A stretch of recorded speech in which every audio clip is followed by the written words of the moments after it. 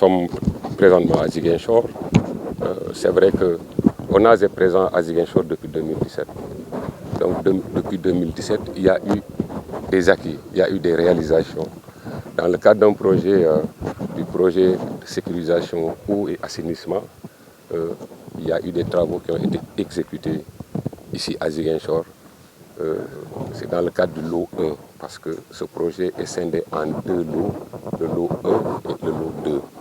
Le lot 1 a été attribué à l'entreprise CSE, qu'il a démarré, qu'il a si bien démarré, qu'il a exécuté même. Mais des difficultés ont fait qu'il y a une partie qui n'est pas encore achevée.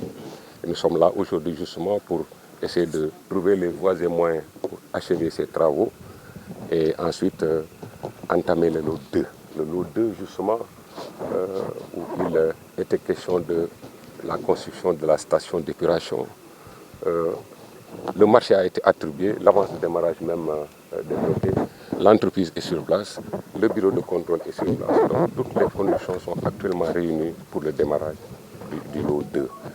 C'est dire donc qu'il y a eu des acquis et nous sommes là aujourd'hui aussi pour renforcer ces acquis et ouvrir des perspectives en tout cas d'accompagnement de la ville de Ziguinchor dans son développement. Parce que c'est une ville qui s'agrandit, c'est une ville qui s'urbanise, c'est une ville qui se développe. Et suivant la vision du président de la République et de son Premier ministre et du ministre de l'Hydraulique, une nouvelle approche en tout cas de l'assainissement est en train d'être mise en œuvre pour réellement le partager avec les populations, les concerner, mettre les populations au centre de toutes ces actions et en relation avec toutes les parties prenantes, voir la meilleure façon de réaliser effectivement ces ouvrages. Oui, c'est vrai que les lenteurs ou bien les problèmes sont souvent inhérents à ce type de projet, à ce genre de projet, parce qu'il y a des réalités. Par exemple, si je donne un exemple, si aujourd'hui il faut aller chercher de la latérite, dans les études, on suppose que cette latérite, en tout cas, devrait se situer à moins de 5 km. Mais quand la réalité vous oblige à aller à 40 km, vous vous rendez compte qu'il va falloir s'arrêter et revoir ce qui est en train. Donc c'est des choses comme ça qui peuvent à la limite entraîner des dépassements de délai.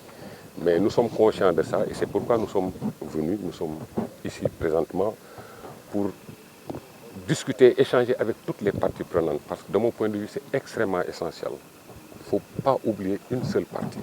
Toutes les parties, leur exhaustivité, doivent être prises en compte et leur avis recueillis dans le sens d'une construction d'ensemble. Il y a déjà un projet en cours, dont le lot 1, je vous ai parlé du lot 1. Le lot 2 va suivre tout de suite. Mais au-delà de cet aspect aussi, il y a un autre grand projet appelé PAIS, projet d'accélération de l'assainissement et de l'hygiène. C'est un projet qui est en cours et dont les financements sont actuellement en train d'être mobilisés. Donc, ce projet viendra effectivement compléter ce qui se fait déjà, élargir, étendre les réseaux et prendre en compte effectivement cet aspect agrandissement de la ville. La capacité, 3900 mètres cubes jour.